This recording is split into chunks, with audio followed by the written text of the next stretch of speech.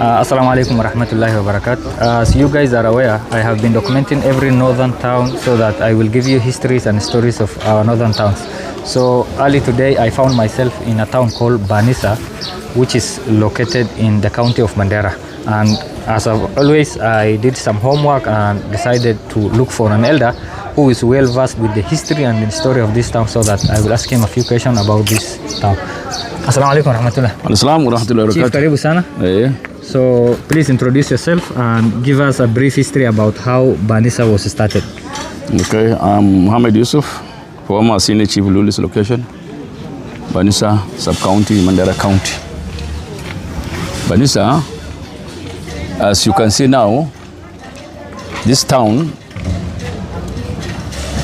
has just started like a small village or settlement where there's a small dam.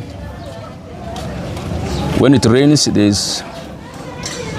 collects water. After maybe 1 or 2 months, it dries up. Then people shift from here either to Malkamari in search of water, or move to Takaba in search of pasta, especially to Ditkro.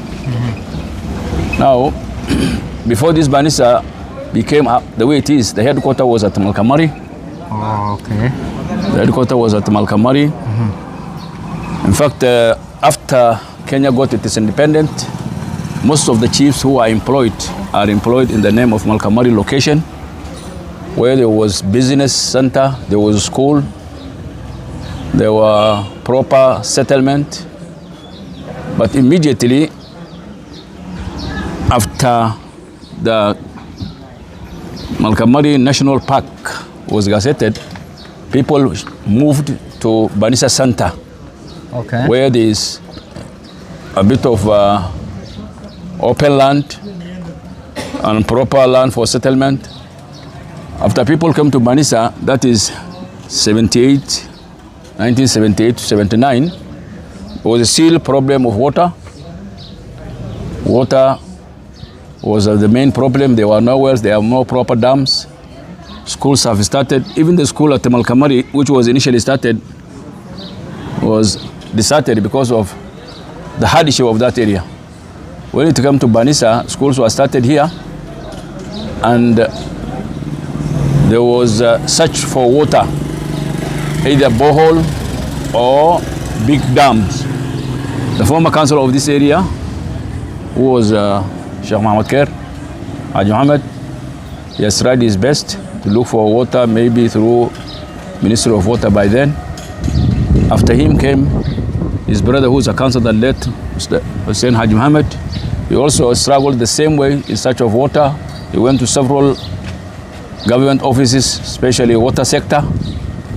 Luckily enough, this Banisa Dam was constructed, which was through the initiative of the former water engineer, Mr. Sharawe. Even our former senator, Mr. Muhammad Mahmoud, was one time an engineer of water. He has also come here, tried his best to look for a borehole, but it was not successful until when he became an MP, one was drilled at Aimole.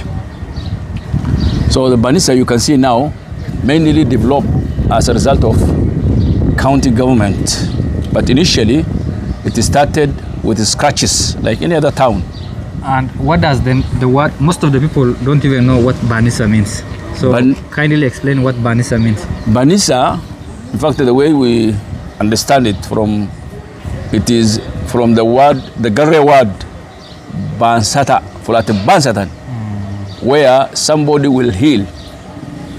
Healing here means maybe when body is tired, he has walked a long distance, he has maybe had a lot of dust, maybe was hungry, he has traveled for a long distance. You know, formerly there were no big towns. Maybe between Banisa and Ramu, there was no town. If somebody travels all the way from Ethiopia and he wants to reach Ramu, this is where he rests.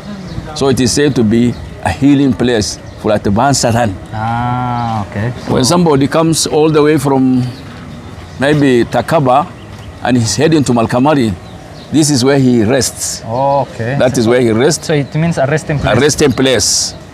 That is now, maybe this place is a bit cooler.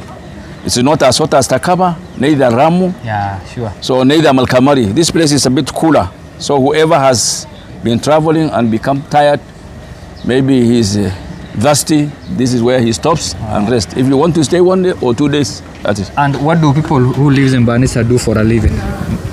They mostly depend on livestock.